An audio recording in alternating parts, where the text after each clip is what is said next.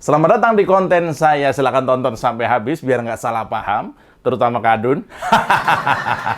Bletak!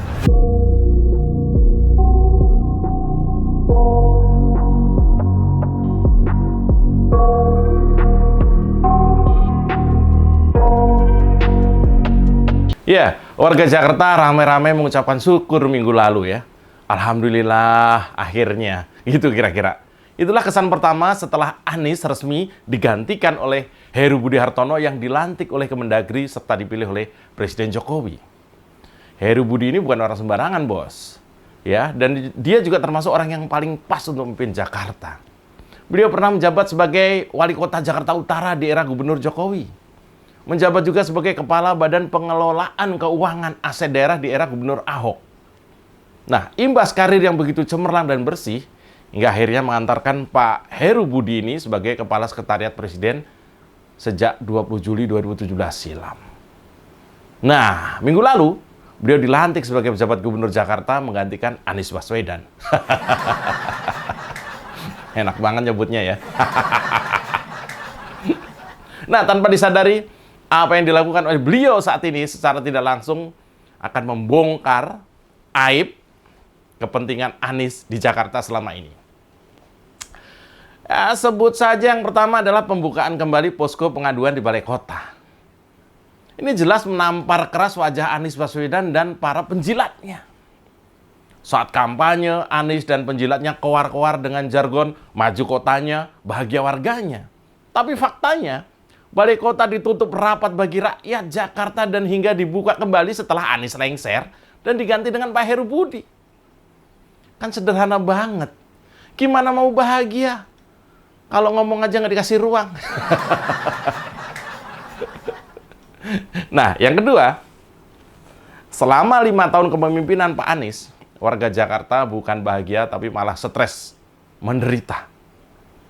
Nah, buktinya, kalau nggak salah pada edisi Maret 2022, kanal media nasional CNN Indonesia merilis pemberitaan dengan judul Riset Ungkap Jakarta Masuk Kota dengan Tingkat Stres Tertinggi. Tertingginya nggak macam-macam. Tertingginya itu nggak remeh, tapi tertinggi di dunia. Orang Jakarta masuk kategori orang paling stres di dunia. Tuh bayangkan. Di mana bahagianya? Stres. Jakarta bertengger dan sejajar dengan kota Mumbai yang berada di India, kota Lagos yang berada di Nigeria, dan juga kota Manila di Filipina sebagai kota dengan tingkat stres tinggi di dunia. Sungguh prestasi yang menakjubkan. Kotanya biasa aja, warganya stres semua. Selamat datang di Oposisi 69 FM bersama saya, Mas Jopre. Tarik bambang, sedikit disenggol lapor polisi, padahal doyan nyenggol tanpa basa-basi. Orang ngebanyol, kok disomasi. Oh sial, semua salah Jokowi. Oh no, ini negara gua. Oposisi gak ada otaknya. Bangsat! Ceritanya begini, bos. Berikutnya yang ketiga, Pak Heru Budi tidak akan membentuk tim TGUPP seperti masa Anies dan lebih memilih untuk memperkuat dinas yang ada. Ini baru yang benar. TGUPP, masih ingat kan TGUPP? Itu sekumpulan orang yang menyamar sebagai penasihatnya Anies. TGUPP ini sebenarnya juga sudah ada sih sejak zaman eranya Pak Jokowi dan Ahok ketika menjadi Gubernur Jakarta. Tapi yang menjadi kontroversial di era Anies adalah karena jumlahnya yang jauh lebih banyak mencapai puluhan orang. Saya dengar sampai 70-an. Maaf Pak Anies, ente dulu itu bentuk tim penasehat apa mau bikin komunitas K-pop? Anggotanya sampai 70-an orang. Selain itu, Jokowi dan Ahok tak menggunakan anggaran pendapatan dan belanja daerah atau APBD untuk memberi insentif atau gaji ke TGUPP itu, melainkan dari dana operasional gubernur. Nah, kalau Anies beda lagi, dia menggunakan APBD untuk membayar TGUPP lewat anggaran Bapeda. Jadi sudah ketahuan kan kepentingan politiknya Anies tuh. Dan makin jelas aibnya Anies makin banyak terbongkar. Soal gaji timnya sendiri, Anies itu sudah culas, pelit lagi. Ya pelit lah, nggak pakai duitnya sendiri kan. Pakai duit negara, gaji orang yang bekerja untuk dirinya. Nah, secara tidak langsung, Pak Heru Budi seperti menampar wajah Anies lagi yang begitu banyak menghabiskan uang rakyat untuk membayar gaji tim TGUPP yang tidak jelas hasil kerjanya. Hasil kerjanya nggak jelas. Tapi gaji ketuanya melebihi gaji seorang menteri. Ini kan kampret nih.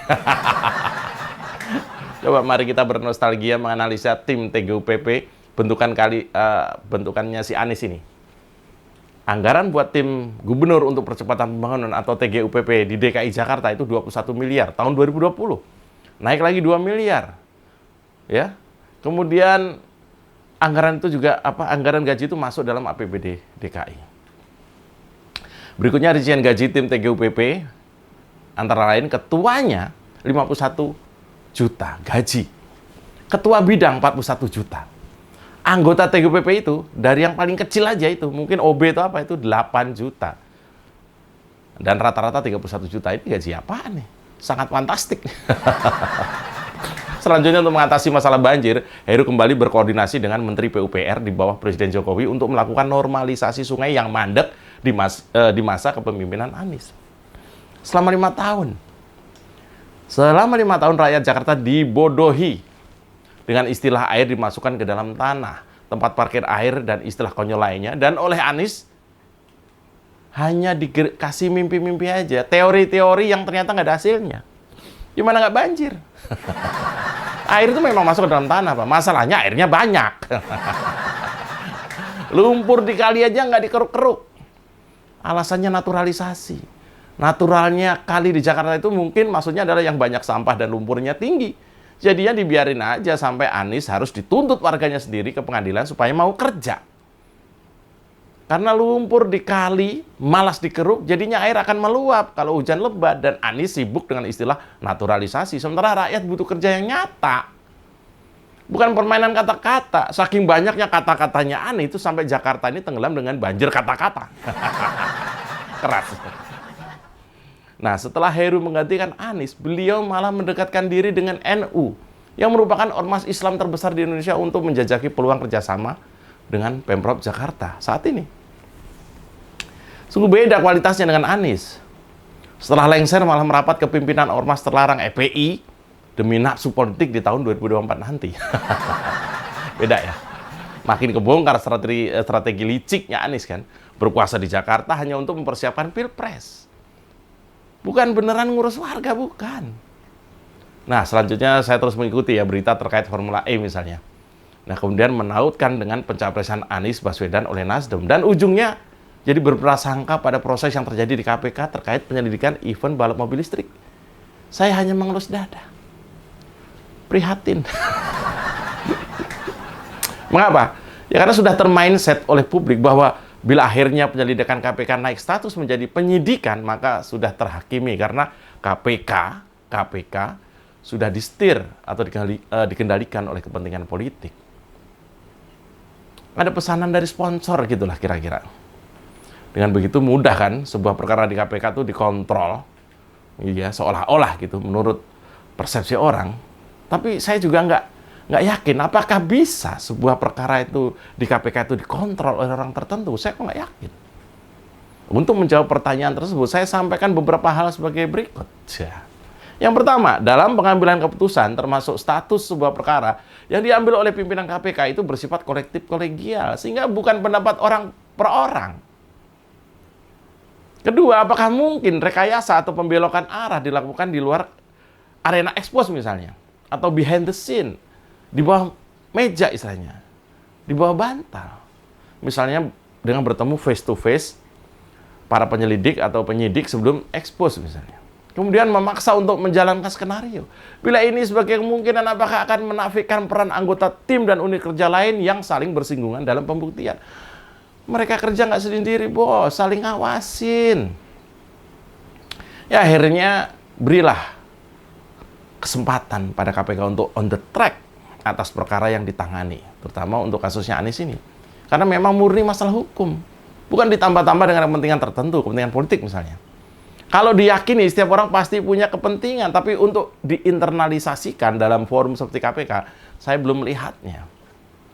Ya, pendapat saya ini juga sejalan dengan pakar hukum Profesor Romli Atmasasmita yang menyebut dari aspek hukum, melepaskan jabatan selaku gubernur DKI sekalipun tidak menghapus tanggung jawab hukum atau pidananya. Artinya meskipun menjadi mantan gubernur, Anies Baswedan tetap wajib bertanggung jawab jika KPK menaikkan perkara dari penyelidikan ke tahap penyidikan.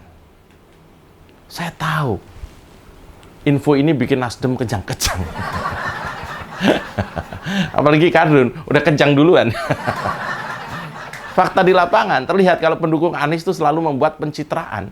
Seakan-akan Anies adalah pemimpin yang layak dan mencerahkan bangsa ke depan sampai rela menyebarkan dan membuat informasi bohong dan kemudian berkoar-koar bermain drama, menjadi korban.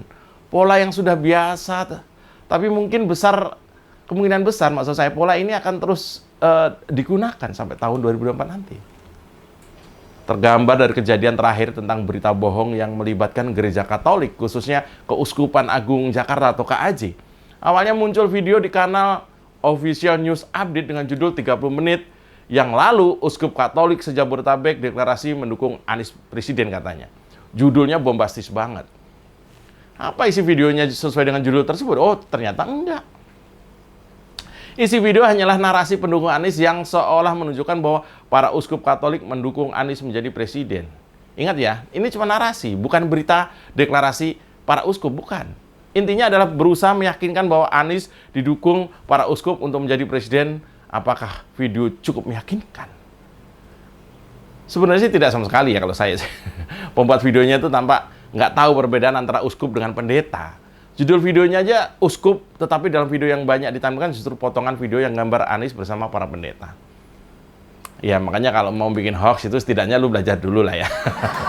Judulnya aja udah salah karena menggunakan ungkapan uskup se-Jabodetabek. Nah yang ngerti soal hierarki gereja Katolik pasti tidak akan menggunakan judul semacam itu. Jelas bahwa pembuat video tidak mempunyai pengetahuan cukup tentang gereja Katolik. Yang penting cuan. Ya, hanya saja kebenaran memang tidak menjadi tujuan utama si pembuat video menurut saya. Yang penting memang mereka itu membuat narasi yang mengangkat citra tokoh pujaannya meskipun harus menyebar berita bohong. Yang penting penonton videonya percaya narasi yang dibuatnya. Nggak peduli itu benar atau bohong.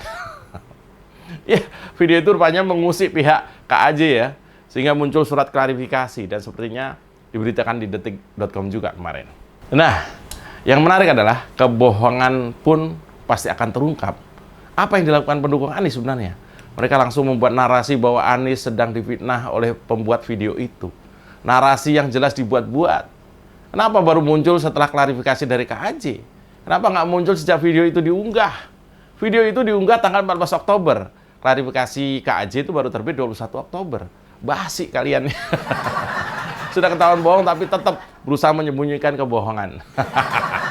Jelas itu membuat sebuah opini sebagai sebuah bentuk kepanikan bagi para kadrun pendukung Anies sebab semakin tersudutkan karena kejelekan kepemimpinan Anies seperti dibongkar dan diperlihatkan oleh Pak Heru Budi.